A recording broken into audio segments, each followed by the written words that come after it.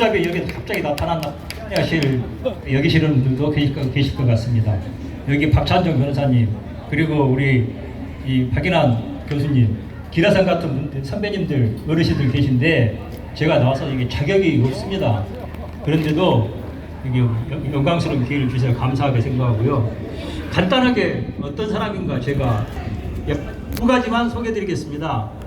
2020년 총선에 그때 미래통합당 보수정당 후보로 광주에 나가서 5.18 광주가 5.18 제사의 도시라고 그래가지고 욕 바가지로 얻어먹었습니다. 흔히 하는 말로 가루가 되도록 까였는데 혹시 그 말 들어보신 적 있으세요? 네, 있습니다. 제사의 도시라는 말로 좀 유명해졌고요. 욕도 얻어먹었지만 또 하나 제가 나름대로 한 역할이 있습니다. 지난 대선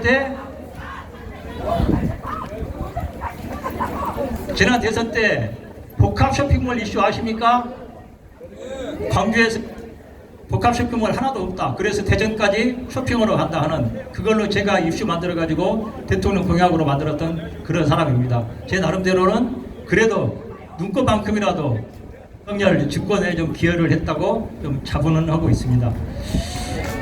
여기 저는 법을 잘 모르고요. 법에 대해서 어렸을 때 들었던 말이 많이 기억이 납니다. 법은 멀고 주먹은 가깝다. 이게 우리 평범한 서민들이 법에 대해서 가지고 있는 가장 어떤 피부로 와닿는 그런 말씀 아닌가 생각을 합니다. 우리 서민들에게, 힘없는 사람들에게 법은 멀고 주먹은 가까웠습니다. 그래도 이건 도대체 뭘 말하냐면은 그래도 법은 믿고 의지할 수 있다. 약자들의 최후의 보루고 수단이다 하는 그런 말 아니었겠습니까? 그렇지 않습니까? 그런데 이렇게 법에 대한 힘없는 사람들의 이 믿음, 의지, 신뢰 이런 걸 뿌리채 흔드는 게 바로 무슨 말입니까? 전관예우 아닙니까? 그렇죠?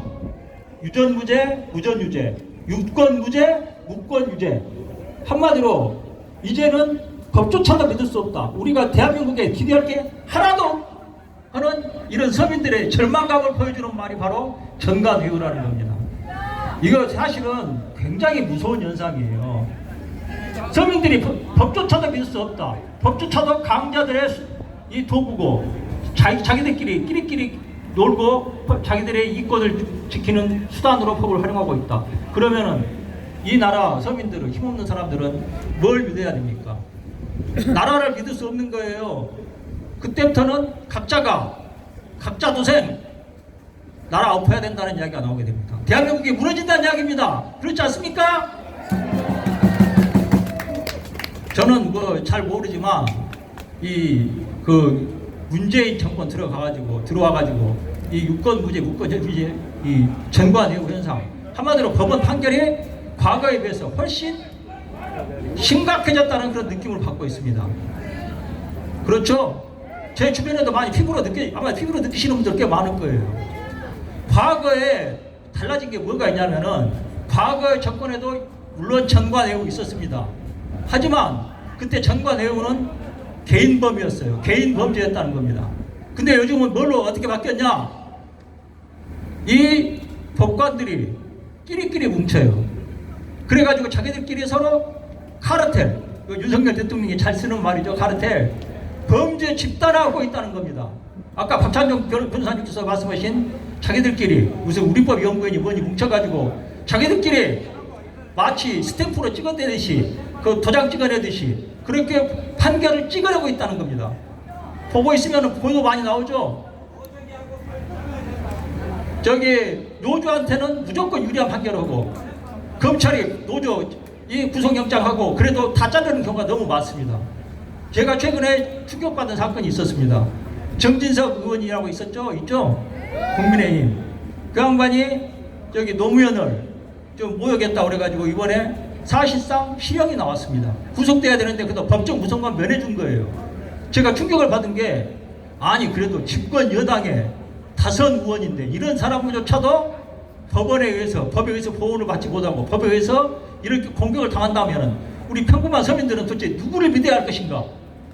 공포심이 생기더라고요. 공포심이. 정진석 의원 저기 유죄를 낸 그 법관 노사모에 비슷한 성향이라고 그러더라고요. 이 사람이 정진석 의원 유죄 때린 근거가 뭔지 아십니까? 노무현이 공인이 아니라는 겁니다. 공인이. 아니 노무현이 공인이 아닙니까? 아니 전직 대통령의 지금도 그 유족들이 엄청난 국가 예산으로 보조를 받고 있는데 그게 공인이 아니면 대한민국에 공인 단 한 사람도 없을 겁니다. 안 그렇습니까? 이런 말도 안 되는 판결을 지금 내리고 있는 게 대한민국 법원입니다. 이런 식으로 이렇게 대한민국 법원이 지금 망가져가고 있는 현상을 그 가장 큰 책임이 저는 한마디로 김명수에게 있다고 생각합니다.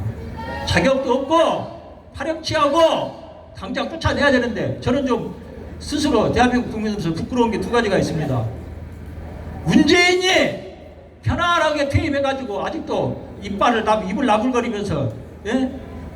잘난 척하고 한마디 하면서 끼어드는 거 그걸 보고 있어야 된다는 게 부창피한 일이고 김명수가 무사하게 이렇게 퇴임하는 이제 한 달도 안 남았죠. 이게 정말 부끄럽고 대한민국 국민으로서 부끄러운 일이 아닐 수 없습니다. 김명수 어떤 사람입니까? 파렴치범 그 자체예요. 대법원 관저에 자기 이태리 산 대리석으로 치장을 하면서 4억 7천만 원을 썼습니다. 아니 보통 평범한 시민들의 집값인데 4억 7천만 원을 장시